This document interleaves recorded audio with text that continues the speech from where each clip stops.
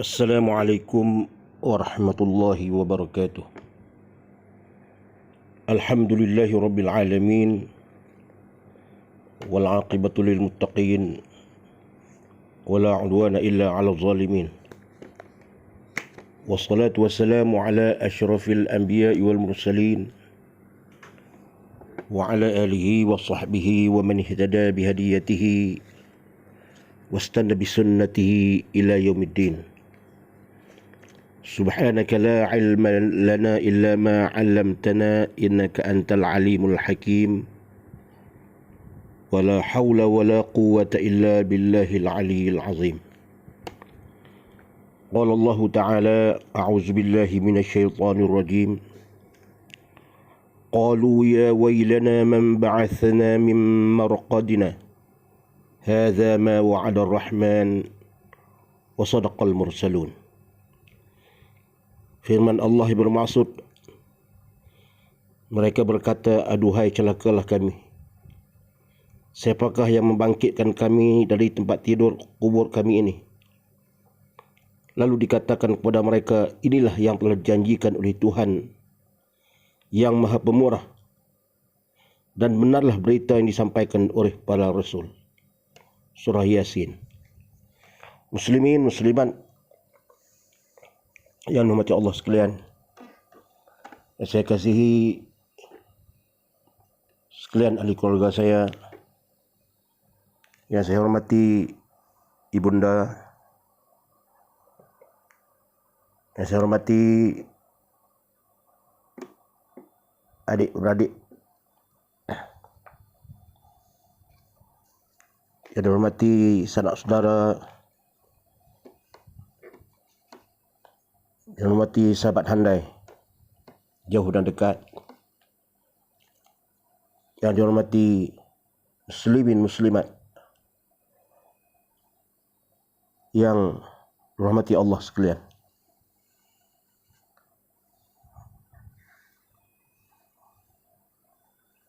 Terlebih dahulu saya bersyukur kepada Allah Subhanahu wa taala dengan keizinan Allah Subhanahu wa taala pada pagi ini dapat saya memberi sedikit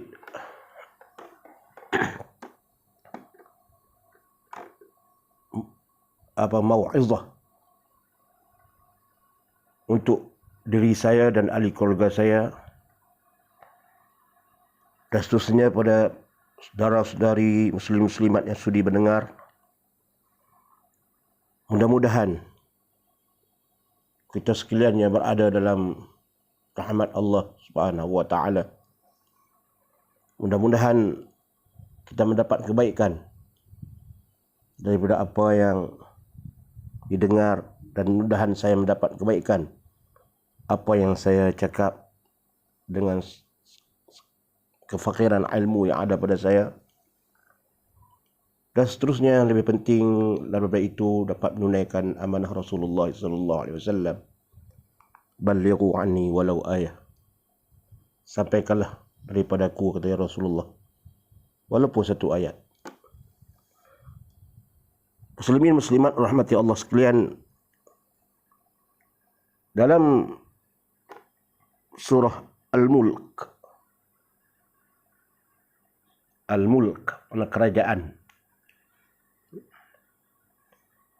Allah berfirman, kerajaan ini makna kerajaan Allah Ta'ala,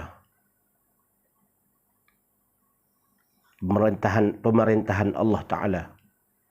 Al-Mulk, kerajaan Allah Subhanahu wa Ta'ala. Allah mulakan suratul Mulk ini dengan a'udzubillahi minasyaitonir rajim. Bismillahirrahmanirrahim. Tabarakallazi biyadihil mulku wa huwa ala kulli syai'in qadir. Allazi khalaqal mauta wal hayata liyabluwakum ayyukum ahsanu amala wa huwal azizul ghafur. Sadaqallahul azim. Maha suci Allah yang di tangannya lah, maknanya di dalam kekuasaannya lah segala kerajaan. dan Dia Maha Kuasa atas segala sesuatu. Yang menjadikan mati, ini Allah yang menjadikan mati dan hidup supaya Dia menguji kamu. Siapa di antara kamu yang lebih baik amalnya, dan Dia Maha Perkasa lagi Maha Pengampun. Ini saya ambil dua petikan daripada suratul Mulk. Maha suci Allah. Allah mulakan dengan Tabarakalladzi. Maha suci Allah. Di tangannya lah segala kerajaan. Segala kerajaan yang ada di dunia ini miliknya. Dan Dia yang memegang tampuk. Makna setiap kerajaan di dunia ini tidak boleh berbangga bahawa mereka punya kekuasaan. Kerana kekuasaan yang sebenarnya adalah Allah lebih berkuasa daripada segala-galanya. Dan Allah akan menghitung segala apa yang dilakukan oleh manusia di atas muka bumi ini. Dan Allah kata Dia menjadikan manusia ini untuk menguji siapa di antara hambanya yang beramal soleh, yang buat baik, dan sebaliknya. Itu tujuan kejadian Allah, tujuan Allah jadikan manusia. Menguji liyabluwakum ayyukum ahsanu amala, siapa yang baik amalannya. Sebab itulah saya ambil ayat ini kerana saya agak bertepatan dengan hadis dari mustika hadis yang saya cuba akan baca pada malam ini, bab beriman pada hari akhirat.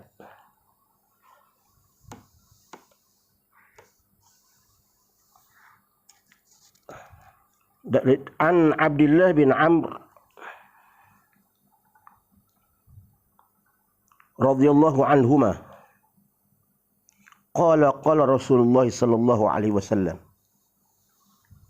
inna Allah sayukhallisu rajulan min ummati ala ru'usil khalaiq yawm al-qiyamah fayanshuru alaihi 99 sijilan kullu sijilin mislu maddil basar.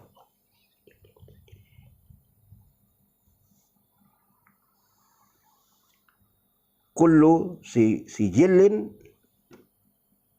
mislu maddil basar.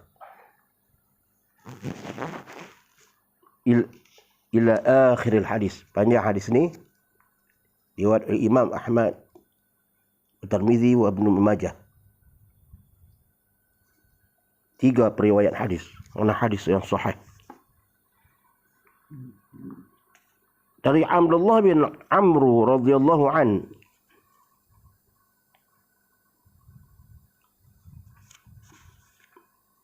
katanya radhiyallahu anhuma, dari Abdullah bin Amr radhiyallahu anhuma,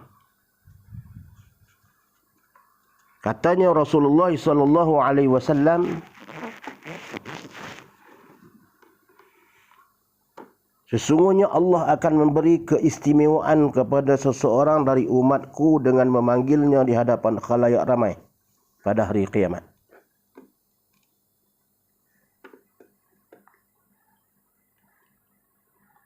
Serta membentangkan kepadanya 99 gulung suratan amal. 99 gulung suratan amal. 99 sijillan suratan amal itu 99 gulung. Tiap satu gulung panjangnya sejauh mata memandang. Kullu sijillin mislu maddil basar. Tiap satu gulung itu panjangnya sejauh mata memandang, sayup mata memandang. Kalau dibuka hamparan tu, gulung itu kalau dibuka hamparan tu sejauh mata memandang. sayup mata memandang. Amal tu, amal perbuatan manusia, amal perbuatan kita. 99 gulung. Kemudian Allah bertanya kepada hambanya, seseorang itu, hambanya itu,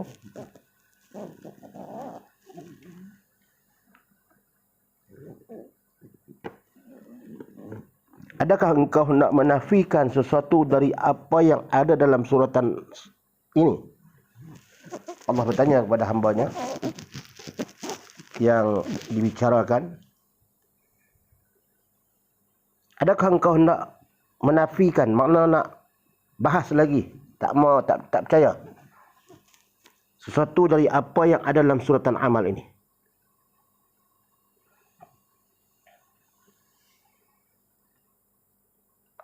Adakah penulis-penulisku yang aku tugaskan menjaga amalmu itu telah menzalimi kamu? Sampai begitu sekali Allah adilnya Allah Subhanahu wa taala. Ditanya lagi. Dapat Allah bentangkan 99 gulung suratan kepadanya. Kemudian dia bertanya kepada orang itu lagi, adakah setiap gulungan ini kamu puas hati atau tidak? Adakah malaikat yang mencatat amalan ketika kamu hidup dulu tu menzalimi kamu, dia tak adil pada kamu? Tuhan tanya dengan elok. Masa itu kita nak jawab, menjawablah. Saya tak puas hati, ya Allah. Saya tak percaya mungkin malaikat ni silap tertulis. Kalau bukan ni jawab itu, jawablah. Tapi bagi orang beriman, dia percaya apa yang ditulis oleh malaikat itu adalah catatan amal yang adil, yang memang kita lakukan semasa kita hidup di dunia ini. Semasa kita hidup di dunia ini, jadi di akhirat nanti apabila dibentangkan, tak boleh kita nafi dah. Kata, oh malaikat ni tersilap catit, tak tercatit, mungkin dia tersalah. Atau mungkin dia berat sebelah. Tak ada manusia yang beriman bercakap macam itu.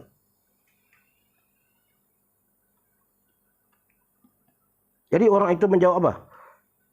Tidak, ya Tuhanku. Fayaqul, la, ya Rabb. Tidak, ya Tuhanku. La, tidak. Tuhan bertanya lagi. Kalau demikian, maka adakah engkau mempunyai sebarang alasan atau kebaikan untuk engkau melepaskan diri? Kalau begitu, adakah engkau ada alasan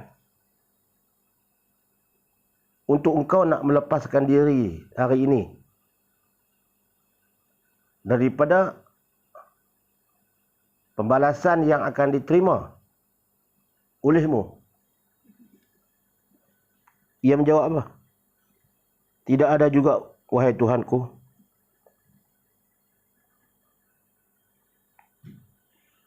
Afalaka uzrun au hasanah? Adakah kebaikan yang kau nak bagi tahu apa yang kamu buat di dunia dulu, yang tak tercatat hari ini, kamu nak bagi tahu? Dia kata apa? La, ya Rabb. Tidak ada juga, wahai Tuhanku. Lalu Tuhan berfirman. Ni maknanya gulungan ni, bila dibuka gulung tu banyak amalannya yang tak baik. Bila dibentangkan sayup mata memandang, gulung tu dibuka, hamparan catatan tu dibuka, kemudian sayup mata memandang. Dan dia melihat bahawa banyaknya dosa-dosa yang telah lakukannya. Itu dikatakan sampai dia terduduk itu. Dalam satu riwayat yang lain kita hingga terduduk dan melihat amalannya itu. Sehingga Allah kata, adakah malaikatku dulu telah melakukan satu kesalahan, mencatat segala amalanmu ini? Dia kata, tak ada. Ya Allah, betul. Semua ni betul. Aku buat semua ni. Masa hidupku. Daripada umurku sekian sampai sekian, aku buat benda ni. Lalu, Tuhan kata tanya lagi, adakah kamu ada sebarang alasan kebaikan? Dia kata, tak ada dah. Aku tak buat apa. Aku terima dah apa yang aku lakukan ni. Aku terima dah. Betul dah. Malaikat buat ni, betul dah. Lalu Allah berfirman, Bala. Ini kata Allah. Ini yang dikatakan Tuhan yang Maha Pemurah. Bismillahirrahmanirrahim. Dengan nama Allah yang Maha Pemurah lagi Maha Penyayang. Ulang terlalu. Bismillahirrahmanirrahim. Dengan nama Allah yang Maha Pemurah dan Penyayang. Yang Maha Penyayang, yang Maha Mengasihani. Manusia pun sayang kepada kita, tapi Allah lebih penyayang. Manusia pun kesian kepada kita, tapi Allah Maha Pengasihan kepada kita. Sebab itu sifat Ar-Rahman, sifat Ar-Rahim ni tak boleh ditanding oleh sesiapa pun. Sifat pemurah Allah, sifat penyayang Allah. Tak ada siapa pun makhluk di dunia ini boleh dapat mengatasinya. Sifat penyayang Allah ini, sifat pemurah Allah ini. Kalau Allah tidak ada sifat Ar-Rahman, tidak ada sifat pemurah, nescaya dia tidak akan memberi makan pada orang-orang yang kufur kepadanya, yang menyembah, yang tidak menyembahnya. Dia tak akan beri minum. Walaupun setitik air. Kalau tidak ada sifat Ar-Rahman, pemurah. Dia pemurah pada semua orang. Baik yang tak menyembahnya, yang menjadikan berhala-berhala itu sebagai Tuhan, yang melakukan maksiat, yang tidak mengikut ajaran Muhammad, dia bagi semua. Bahkan kemewahan itu kadang-kadang melebihi daripada kemewahan yang didapat oleh orang Islam. Itu sifat Ar-Rahman. Tapi sifat Ar-Rahim, Allah, penyayang Allah kepada kita umat Islam. Rahman, Allah bagi semua. Rahim, Allah pemurah, Allah bagi semua. Rahman, ya Rahman, Tuhan bagi semua kepada makhluk. Sifat Ar-Rahim, Allah hanya bagi kepada orang yang Islam yang beriman kepada Allah dan taat padanya. Maka di akhirat nanti sifat Ar-Rahim itu Allah berikan kepada orang-orang Islam. Jadi berbalik kepada hadis ini, bila hamba itu mengatakan bahawa aku redha dah, makna dia memang betul dah apa yang ditulis oleh malaikat dalam gulungan ini, dalam catatan ini. Tak ada dah kebaikan aku cari, tak ada dah. Memang tak ada dah. Allah kata apa? Fayaqul Bala inna laka indana hasanah. Tuhan berfirman apa? Ya, sebenarnya engkau ada mempunyai satu kebaikan yang tersimpan pada aku. Allah bagi tahu dia dalam keadaan dia terduduk, tak boleh nak bergerak lah. Takut. Neraka duk tunggu tu. Catatan amalan ini bila dibentang tu penuh dengan dosa-dosa. Kalau ditimbang tu maknanya tidak akan ditimbang amalan tu, memang berat belah dosa lah. Tak ditimbang lagi baru dibentang. Kot kita hari itu nak komplain lah. Tak puas hati ke lah. Contoh. Sebab hari pengadilan Allah bagi kita bercakap. Sebab itu hari itu Allah kata, limanil mulkul yaum. Hari ini siapa yang mengaku nak jadi raja? Dalam Quran Allah sebut. Limanil mulkul yaum. Dulu Fir'aun mengaku raja, mengaku Tuhan. Yang zalim. Hari ini siapa yang nak mengaku menjadi raja yang zalim? Dalam sejarah Allah rakam dalam Quran, Fir'aun mengaku menjadi raja dan Tuhan yang zalim, mengaku Tuhan lagi. Banyak lagi sejarah-sejarah yang terdahulu. Mereka yang raja yang zalim dan meminta rakyat untuk menyembah mereka. Tuhan bertanya di hari akhirat, menyeru dari akhirat. Limanil mulkul yaum. Bangun. Dongakkan kepala kepadaku.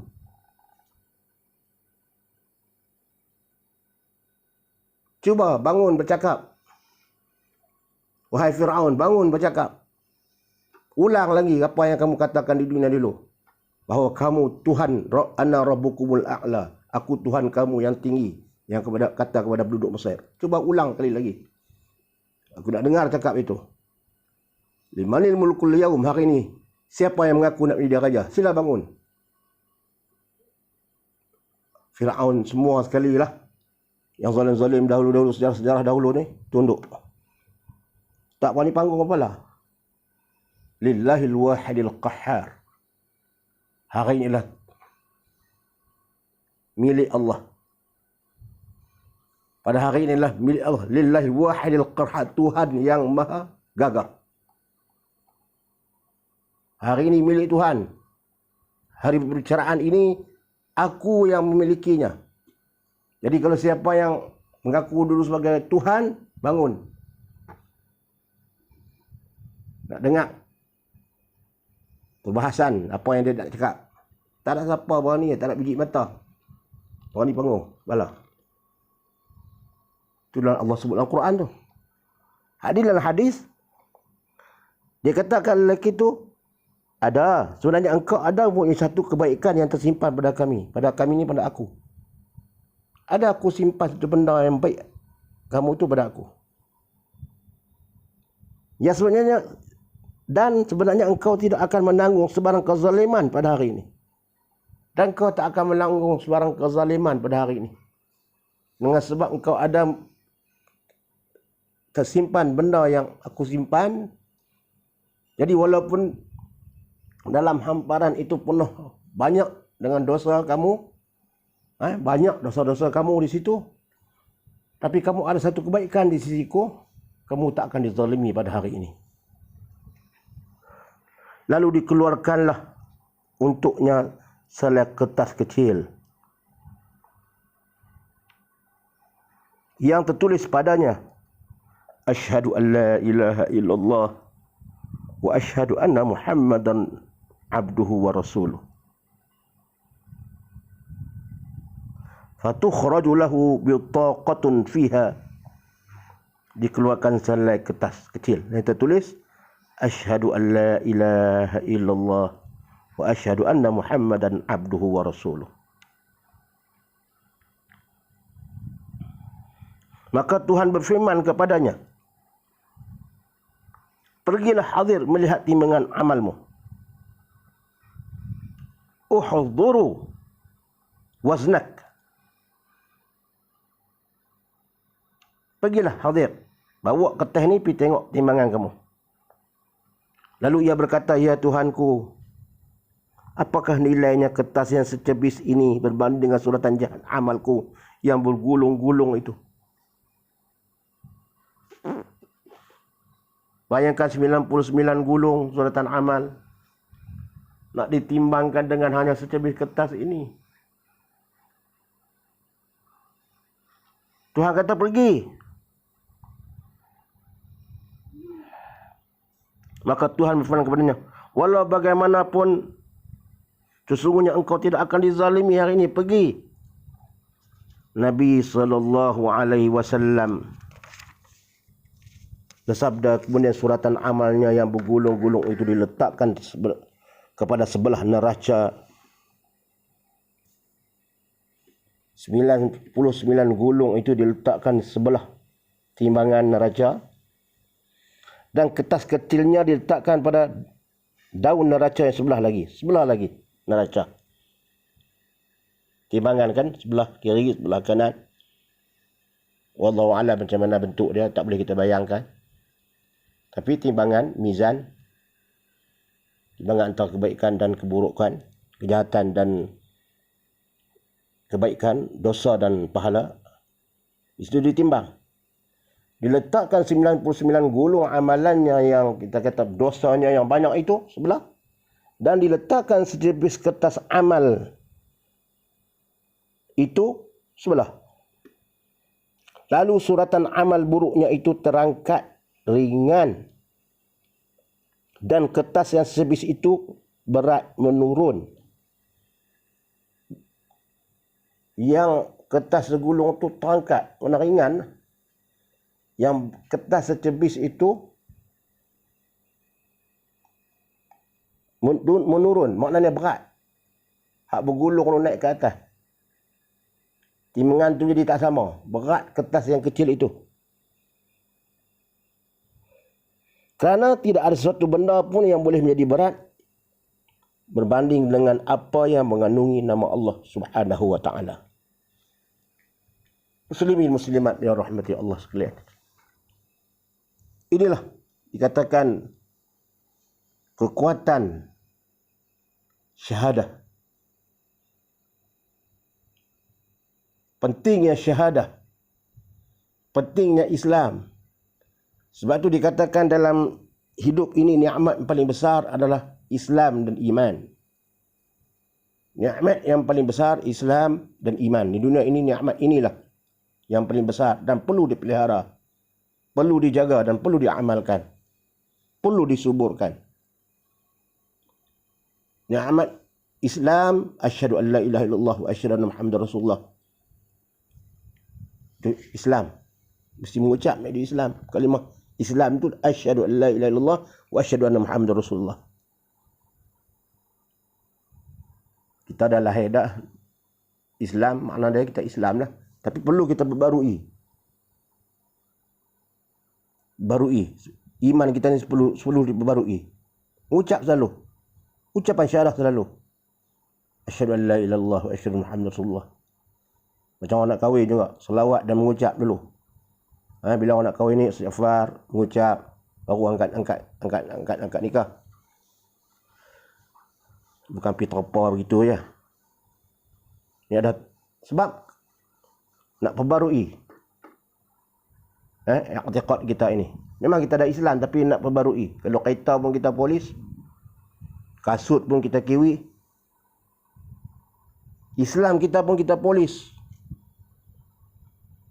iman kita pun kita polis. Jaddidu imanakum, kalau tak silap saya, perbaruilah iman kamu dengan selalu kita mengucapkan asyhadu an la ilaha illallah wa asyhadu anna Muhammadar Rasulullah.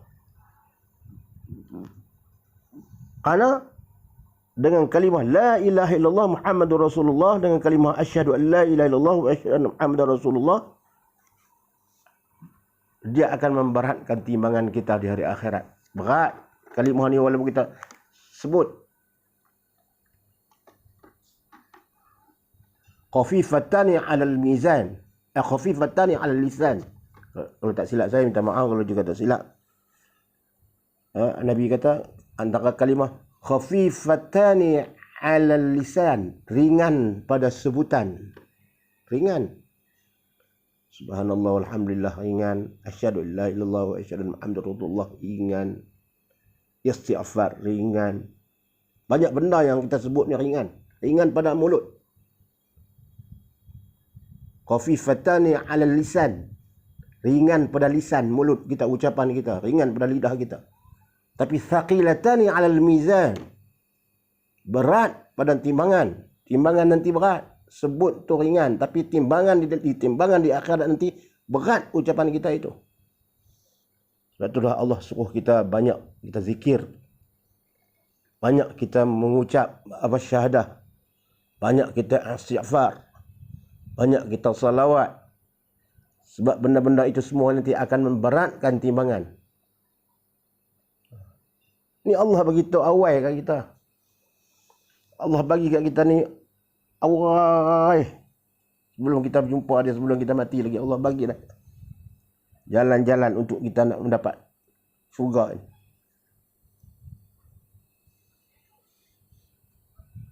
Tak payah kita pergi cari korek tanah apa, nak cari harta karun tu kan. Nak cari emas. Sanggup orang korek emas apa harta karun, sanggup menggadaikan nyawa. Nak cari harta karun. Nak cari emas dalam tanah tu. Gali, terjun lombong cari. Nak cari harta karun. Nak cari emas kita tanam di tanah tu. Itu untuk dunia, tak apalah. Ni Allah nak bagi harta karun di akhirat. Allah bagi siap-siap. Tak payah teruk. Guna lidah. Tak payah berjalan teruk. Duduk di rumah boleh. Sambil bawa kereta boleh. Sambil bekerja boleh. Selawat. Mengucap. Waktu mana boleh kita buat? Masa-masa tertentu kita boleh buat pas sembahyang. Masa kita duduk sorang-sorang. Boleh kita buat. Ini dia akan memberatkan timbangan kita. Ini bayangkan lelaki tadi dia dah habis dah. Tak ada dah peluang dia. Allah kata ada. Bawa kertas ni pergi. Sebab aku tersimpan di sisiku kalimah syahadahmu. Maknanya kita ambil pengajaran daripada hadis ini. Marilah kita buat kebaikan di dunia ini. Buat kebaikan. Supaya gulung kita ni bila terhampar. Baik banyak. Pahala banyak. Dosa ni sikit. Yang ni dia dah memang tak ada lah. Tak ada peluang lah. Dikatakan dia terduduk lah. Dia tak ada peluang lah. Sehingga Allah kata, ada lagi benda yang baik kau ada? Tak ada lah. Adakah malaikatku melakukan satu perkara yang salah? Tak lah. Memang betul. Kalau amalan kita baik, alhamdulillah kita tengok golongan kita banyak benda baik. Macam kita periksa lah tengok banyak tak ada tanah merah banyak. Hak merah tu kata right, hak merah tu salah dengan pen merah tu tak banyak. Seronok hati kita. Dulu dah aku ni. Kita tengok cara dia cikgu tu right pun kita tahu dah kita lulus sebab tak banyak tanah merah dalam kertas jawapan kita. Begitu jugalah di akhirat bila kita lihat banyak pahala Allah. Lega hati kita. Tambahan pula kita ada keimanan. La ilaha illallah Muhammadur Rasulullah. Ini semua dengan izin Allah lah. Nah, kita buat dengan ikhlas. Buat benda satu ni dengan ikhlas. Buat satu perkara dengan ikhlas. Kerana Allah Ta'ala. Ikhlas ni pun penting. Buat apa pun dengan ikhlas. Bukan kata ni. Cukup-cukup penting ikhlas ni. Orang bila tak ada ikhlas ni lah dia sebagai anak-anak. Buat satu perkara kalau tak ikhlas dia ibarat anak-anak yang meruntuhkan rumah. Kita nampak rumah tu kayu tu elok. Dari jauh kita nampak elok rumah kayu tu. Cantik, antik, besar. Tapi anak-anak duk makan lah kat tiang tu. Tunggu masa nak roboh. Macam tu lah. Ibaratnya bila dah hati kita ni tak ikhlas. Tambah ada lagi sifat mazmumah lah hati, riya, semua tu ibarat anak-anak yang akan makan amalan kita. Tubuh nampak elok, amalan kita, orang tengok elok kita amal, tapi dia makan. Makan dalam. Macam anak-anak tadi lah. Rumah tu macam tertegak dah. Sampai masa tolak berubah. Sebab dia makan kot dalam. Kemudian daripada Abi Darda radhiyallahu anhu qala anna Nabiy sallallahu alaihi wasallam qala ma min syai'in yudha'u fil mizan yawm al-qiyamah fil mizan يوم القيامة أثقل من خلق حسن.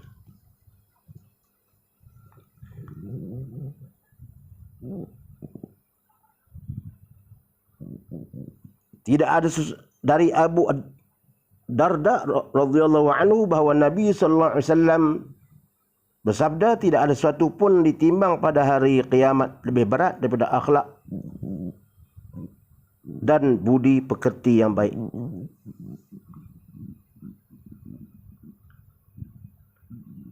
Athqala min khalqin hasan.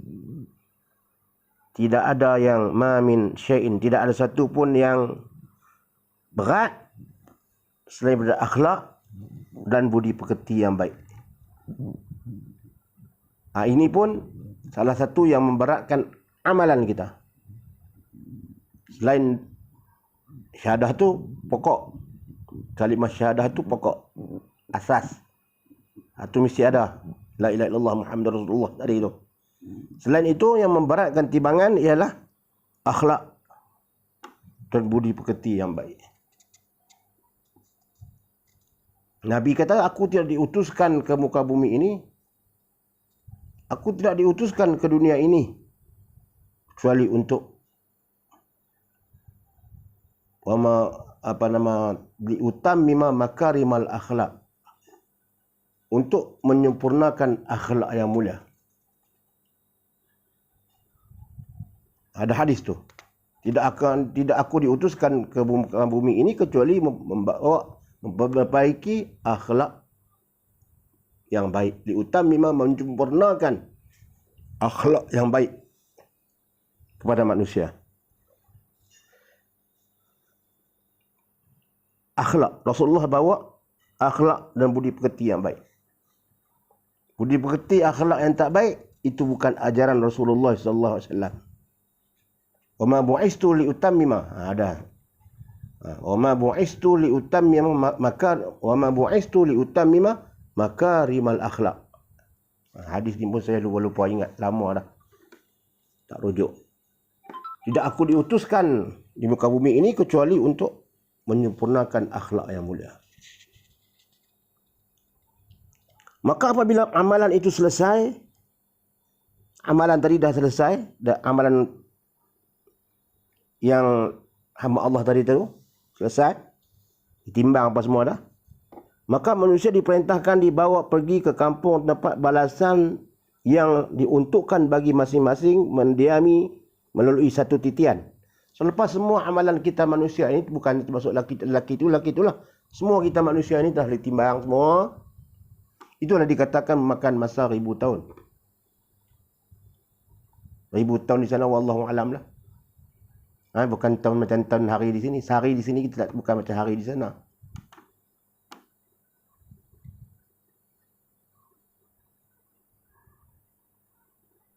Tak tahu.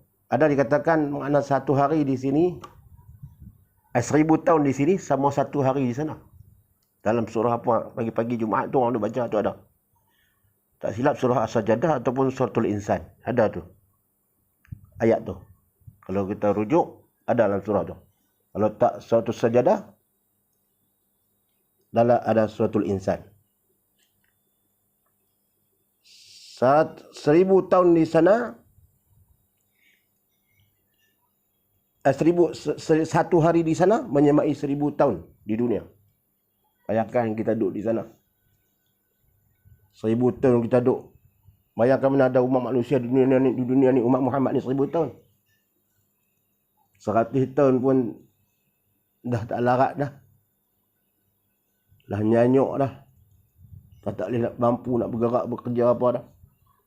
Lu nak menunggu di sana 1000 tahun tu. Bukan 1000 tahun macam dunia ni, 1000 tahun di sana. Diam di sana. Kita kata macam tu lah. Nak menunggu sebab ramainya manusia. Tapi antara yang untungnya ialah menjadi umat Muhammad. Umat Muhammad lah yang pertama sekali akan dibicarakan daripada umat-umat yang lain. Masing-masing nak bicara awal, tak mau nak tunggu lama. Daripada umat Nabi Adam, Idris, Nuh, Hud, Saleh, sampai semua umat-umat tu.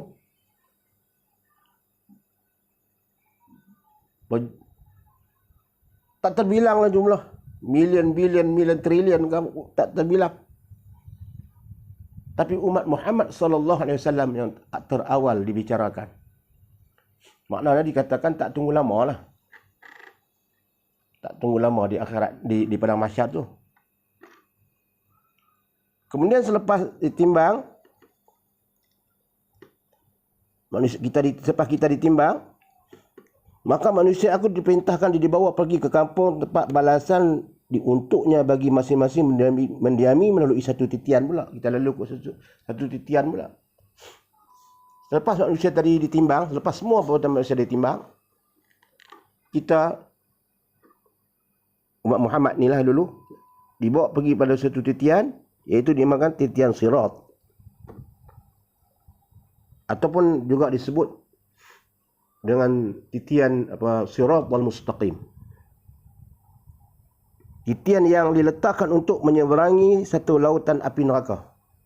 Bawahnya ada api neraka, lalu ke atas tu. Titian yang di kiri kanannya terdapat banyak pengait-pengait. Kiri kanannya ada pengait-pengait yang nak mengait orang yang lalu atas titian itu. Dia kait kaki siapa yang dia kenaki. Yang berhak dikait, dikait. Bukan senang lah, ya Allah, insya-Allah nak masuk syurga. Syurga ni senang masuk kalau kita buat baik. Buat baik syurga ni senang je, tapi kita ni kalah dengan nafsu. Kalah. Kelemahan kita ni sebab itu kita banyak dengan istighfar. Banyak kita istighfar kepada Allah, minta taubat kepada Allah, bangun seperti malam, minta ampun kepada Allah, sembahyang hajat, sembahyang sunat taubat. Minta Allah ampunkan dosa kita, dan bukan dosa ahli keluarga kita, dosa kita, dosa kedua ibu bapa kita, dosa anak-anak isteri kita. Nak masuk syurga ni tak payah Allah, tak payah, tapi dengan amalan, dengan sifat kita, kelemahan kita. Kita kata kelemahan kita. Waktu iman perlu, penyuburan iman perlu. Perlu kita iman, macam mana kita jaga pokok. Rosak sikit pokok, kalau kita tengok makan ulat sikit pun kita sembok lah racun. Sayang kepada pokok tu. Tambah kucing duk berak pun malam-malam di atas pasu pokok bunga kita itu, Allah, tidur tak boleh nak. Bila dengar suara kucing di luar rumah tu, dah berak pula dah kita. Sayang kat pokok tu. Jadi iman kita ni, kita kena sayang lebih pada tu lagi. Jaga iman kita. Jaga iman kita. Barui iman kita dengan istighfar, dengan mengucap. Ibadat tu ibadat lah. Wajib tu kita buat lah. Sunat pun kita buat. Cakap kemampuan kita. Baca Quran. Ada masa sikit kita baca Quran. Sebelum kita nak baca apa, WhatsApp ni pagi-pagi ni, tengok dulu Quran. Tengok dulu Quran. Baca semuka atau setengah muka atau 2-3 baris. Kalau boleh kita tengok makna dia. Apa Allah nak abang kat kita ni? Apa Allah nak beritahu kat kita? Quran ni makna dia kata-kata Allah, peringatan Allah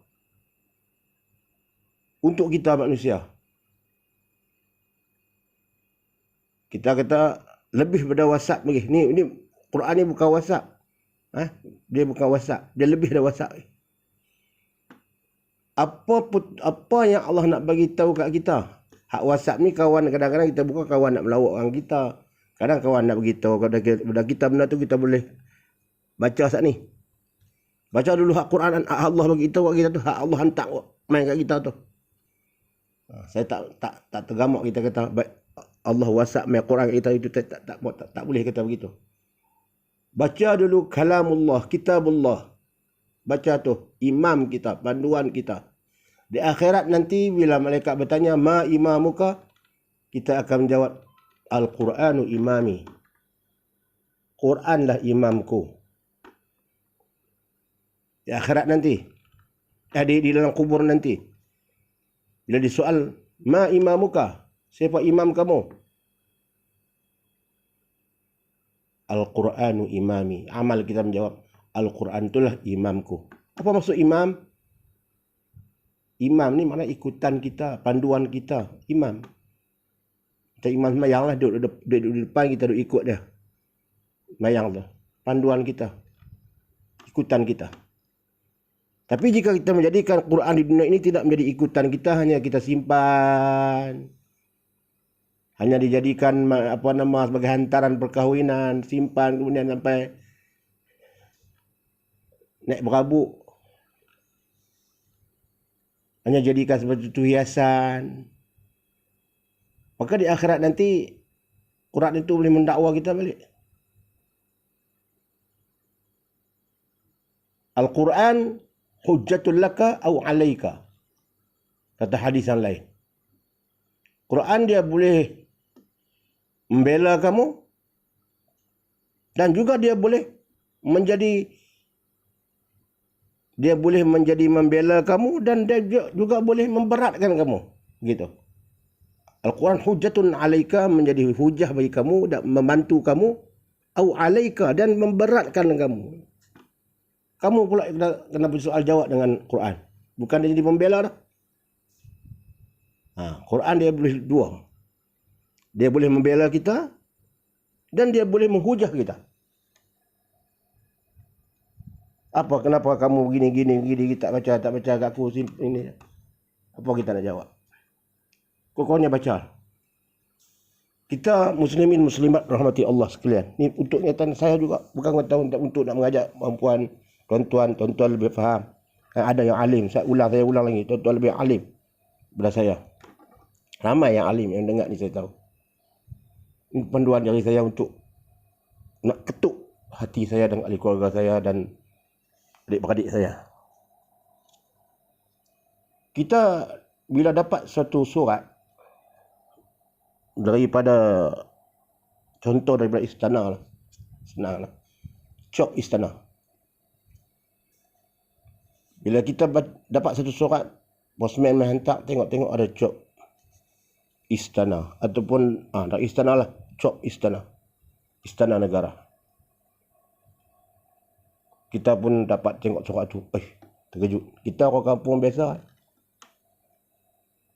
dapat surat cop istana. Kita buka surat tu, mesti kita ambil cepat-cepat. Ada cop di luar ni, daripada istana ni. Apa ni? Kita takutlah apa dia kena dia, apa kena raja dia. Lalu apa yang raja nak dari aku? Takut juga kita. Buka surat tu. Bila kita buka surat tadi, kita tengok tulis dalam bahasa Inggeris. Allahu Akbar. Kita pula tak pandai bahasa Inggeris. Contoh, ni saya buat bandingan. Macam saya buat satu analogi. Kemudian bila kita tengok semua tulis bahasa Inggeris, kita tak faham bahasa Inggeris, tapi ada cop lambang istana di sana dan ada sign lagi daripada cara sulit agung kah? Lagi kita takut. Apa dia nak daripada aku ni? Nama kita ada, tapi nak baca tak tahu. Nak baca tak tahu makna. Apa kita buat? Pasti kita duduk tak selesa. Pasti kita akan mencari orang yang boleh memberi makna kepada kita. Boleh memberi makna apa yang kehendak yang ada dalam surat tu. Apa dia punya maksud surat tu. Kita pergi cari orang, kawan-kawan kita yang boleh baca, yang faham bahasa Inggeris. Tolong Ustaz, baca dekat aku ni, apalah. Aku takut ni. Apa dia nak? Apa yang raja ni hendak?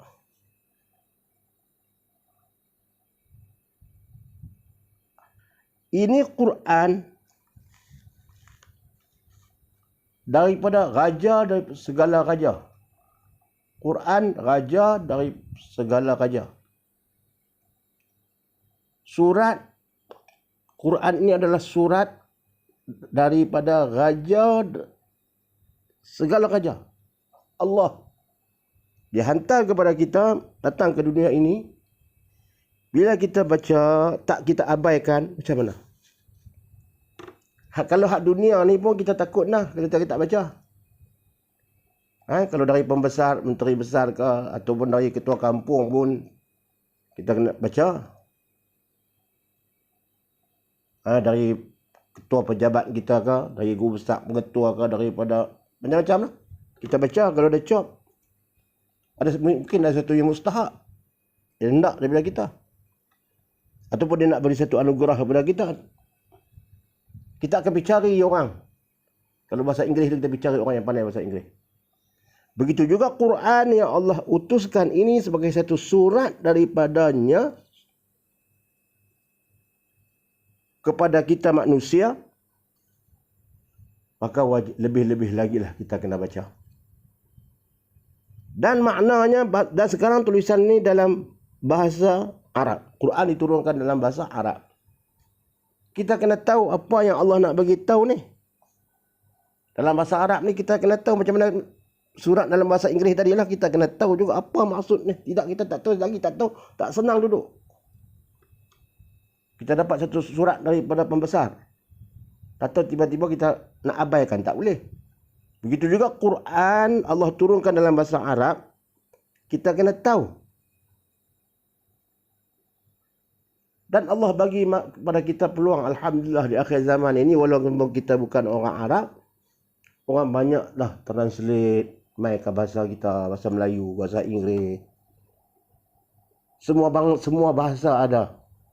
Quran ni ada segala, semua Quran ada translate dia. Bahasa Melayu bila baca Bismillahirrahmanirrahim ada tulis di bawah dia dengan nama Allah. Jadi tak ada masalah dah nak pergi tanya orang. Hari ini banyak Quran yang ada makna di bawah dia. Dalam telefon pun ada orang nak tengok. Jadi Quran ni bukan sekadar kita baca tanpa kita mengetahui apa yang Allah nak. Quran Allah turun bukan sekadar suruh baca. Quran Allah turun untuk jadikan satu amalan, bukan untuk bacaan semata-mata. Ya, baca tu pun dapat pahala, tapi turun tu bukan untuk bacaan semata-mata. Dia menjadikan satu amalan, panduan. Jadi kalau sekadar baca saja tanpa tahu makna, mana kehidupan kita tak boleh berubah. Sebab kita tak tahu apa kehendak Al-Quran, apa kehendak Allah. Sebab itulah saya ulang lagi yang awal tadi, bila bangun pagi bacalah Quran. Walaupun 2-3 baris, 4 baris. Baca dulu sebelum nak buka WhatsApp kan, sebelum nak apa-apa kan. Baca dulu apa yang Allah nak bagi tahu kita. Kemudian besok kita ulang. Buat sikit-sikit tak apa. Allah tak paksa kita baca sampai 1 juzuk. Allah tak paksa kita maknanya baca sampai 5 muka surat. Allah tak bebankan kita. Sekadar kita mampu. Tapi biarlah sedikit tapi berterusan. Tengok makna dia. Baru tercapai maksud yang dikatakan Quran itu imam kita. Baru di kubur nanti kita jawab bertepatan dengan apa yang kita buat di dunia ini. Quran panduanku. Aku baca Quran, aku tengok. Bukan kata imam ni malah imam kampung, bukan. Siapa di akhirat takut di kubur nanti malaikat tanya siapa imam kamu? Kalau di sini tempat saya Pak Husin lah imam saya. Dia bawa pukul. Bukan imam di dunia. Imam kita di akhirat tu ialah imam kita di dunia ini ialah Quran. Jadi manusia tadi masuk titian mustaqim, dia lalu melalui titian mustaqim dan dia akan menyeberangi lautan api neraka. Panjang lah laut, mana ibarat macam lautan panjang, dan di kiri kanannya banyak pengait-pengait. Dia akan mengait kaki siapa yang dia perlu kait. Dan orang yang dikaitkan kaki itu ada 2 golongan. Satu golongan yang gugur jatuh dalam lautan api itu ialah orang yang pada masa hidup di dunia ini terkait, terpengaruh dan terpedaya dengan hasutan syaitan. Dia terpedaya dengan hasutan syaitan atau galakkan nafsu liarnya sehingga jatuhnya ke dalam lubuk kejahatan dan kedurhakaan sampai mati dan dia tidak sempat bertaubat. Atau dia tutup. Satu golongan dia lalu kot tetian itu, dia kena kait, jatuh dan tak boleh naik dah. Ini manusia yang mengikut hawa nafsu, yang mengikut hawa hasutan syaitan dan melakukan segala kejahatan, bujur lalu melentang patah kita dan dia menderhakai Allah, dan kemudian dia tidak sempat bertaubat sebelum mati dia. Dia tidak ada sempat bertaubat. Dah kadang-kadang dia fikir taubat dia tak penting bagi dia. Hak ni jatuh terus. Dan ada satu lagi golongan yang kedua. Golongan yang rebah bangun. Yang akhirnya selamat sampai ke seberang. Ada juga golongan yang jatuh tapi dia boleh bangun balik. Jatuh, dia boleh bangun balik. Mungkin ada dosa kita yang tadi sikit jatuh terkait, tapi dia boleh bangkit balik. Pada dia kait pun dia tak terjatuh bawah. Dia tak jatuh api neraka tu tak. Dia terkait kaki saja. Kemudian dia boleh jalan balik. Macam-macam di titian Siratal Mustaqim ni macam-macam keadaan. Ada yang lalu seperti dikatakan seperti kilat, lalu dia laju. Ada yang jalannya merangkak tapi sampai juga ke titian, ke hujung tu. Hujung tu syurga. Hujung titian mustaqim, syurga menunggu. Nak menunggu apa? Nabi menunggu di hujung sana. Nabi menunggu di penghujung titian Siratal Mustaqim. Dia pun tak boleh membantu pada masa tu. Dia hanya berdoa supaya umat dia terlepas.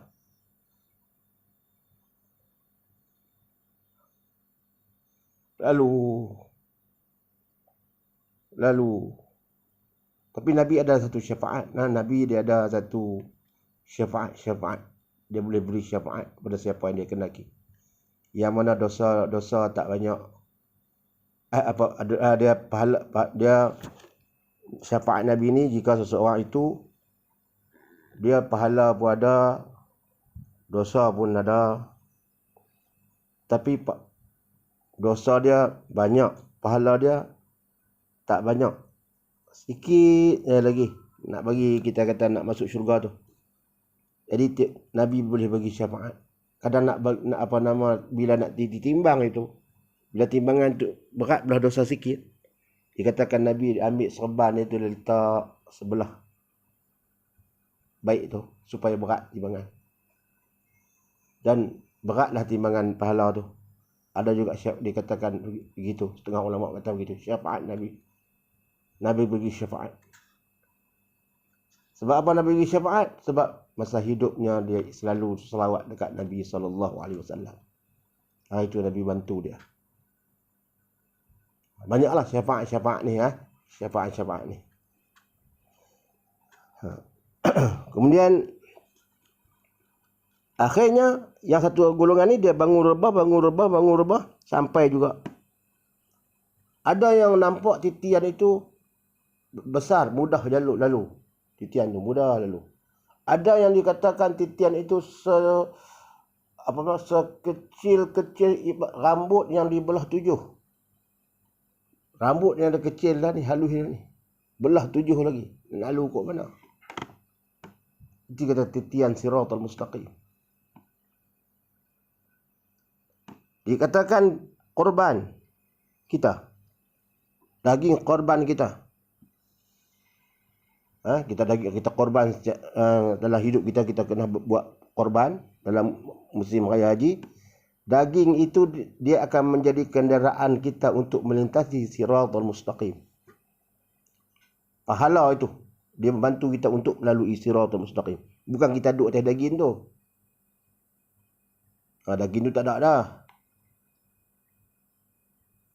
Kaduk atas daging tu, mana setumpuk kita duduk, setumpuk kita masuk, setumpuk duduk situ, kita duduk atas tumpuk tu, daging tu lah duduk bawa lalu. Bukan. Kalau begitu, baik kita masuk sekok. 7 bahagian sekok. Bila 7 bahagian, 1 ekor lembu, seorang nama kita duduk atas belakang lembu tu, duduk lembu tu berjalan. Bukan begitu. Dia menjadi pahala untuk kita nak melintasi Siratal Mustaqim. Dia membantu kita. Ini tersebut juga dalam hadis. Jadi tuan-tuan dan puan, apa yang nak disampaikan di sini ialah, ingatlah, segala apa yang kita buat di dunia ini akan diberi penilaian oleh Allah Subhanahu Wa Taala. Kata di dunia ni pun orang merhati apa yang kita lakukan.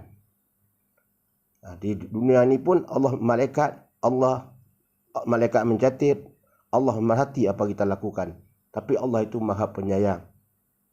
Manusia ni pun sayang kat kita. Kalau kita salah, kita minta maaf, dia maafkan kita.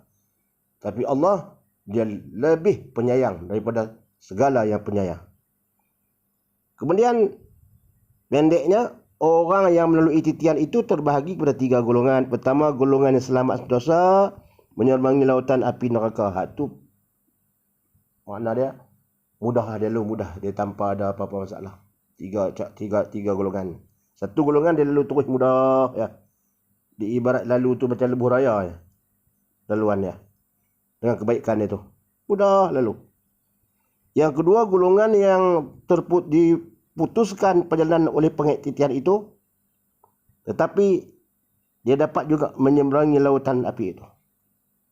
Dia dapat juga menyeberangi titian itu.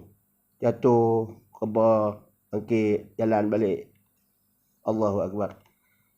Tapi sampai kat di hujung. Yang ketiga, golongan terkakinya kalau jatuh teruslah api neraka. Auzubillah. Ni terkait tak boleh bangun dah, jatuh terus. 3 golongan ini. Kita wallahu alam lah termasuk golongan mana. Kita nak minta kepada Allah, ya Allah, bagilah aku duduk dalam golongan pertama. Golongan yang selamat sentosa menyeberangi lautan titian Siratul Mustaqim, yang di bawahnya berada api neraka di bawah tu. Bagilah aku dapat laluan titian itu, mudah aku lalu tanpa dikaitkan kaki aku. Kita berdoa begitulah kepada Allah Ta'ala. Kita hendakkan kita titian mustaqim itu lalu mudah ya, tanpa ada apa-apa masalah. Ini golongan yang pertama.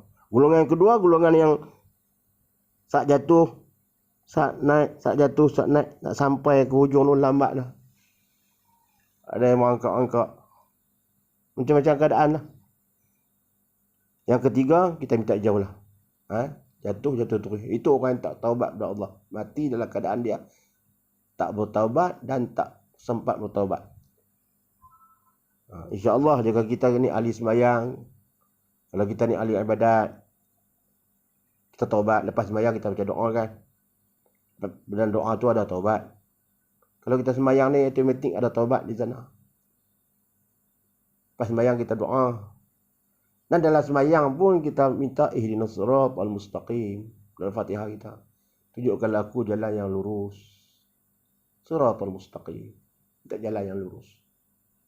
Siratal ladzina an'amta alaihim. Jalan yang telah kau beri nikmat pada mereka. Di situ pun ada doa kita. Jadi bila kita sembahyang, secara tak langsungnya dah ada doa kita. Tambah lagi lah lepas sembahyang kita doa lagi. Mudah-mudahanlah Allah ni tak menzalimi kita. Sebab itulah kita jangan kata Allah menzalimi hamba dia. Tidak, Allah tidak menzalimi sekali-kali. Inna Allah la yazlimu an-nasa syai'an walakinna an-nasa anfusahum yazlimun. Dalam ayat Quran. Sesungguhnya Allah tak menzalimi seseorang itu. Akan tetapi manusia itulah yang menzalimi diri dia sendiri. Ini ayat Quran Allah sebut. Jadi saya rasa sekadar itulah dahulu untuk kali ini. InsyaAllah saya akan sambung lagi jika diizinkan oleh Allah SWT pada siri-siri akan datang, jika diberi kesihatan dan diberi umur yang panjang. Mudah-mudahanlah kita jadikan hadis ini sebagai panduan untuk kita. Hadis ini panduan untuk kita. Pusaka Nabi, Allah tinggalkan pusaka dia Quran dan Sunnah, iaitu hadis dia. Jadi kita tak lupa kita baca walaupun sedikit. Jadikanlah apa yang baik itu dan segala yang baik itu daripada Allah Subhanahu wa taala, dan tak baik itu adalah daripada kelemahan dan kedhaifan, kefakiran ilmu yang ada pada saya. Saya mohon maaf jika berlaku kekasaran bahasa sebagainya. Kepada Allah juga kita minta ampun. Allahumma salli ala sayyidina Muhammad wa ala sayyidina Muhammad wa ala Nabi Muhammad, kita bersalawat. Aqulu qawli hadza wa astaghfirullahal azim li wa lakum. Wassalamu alaikum warahmatullahi wabarakatuh.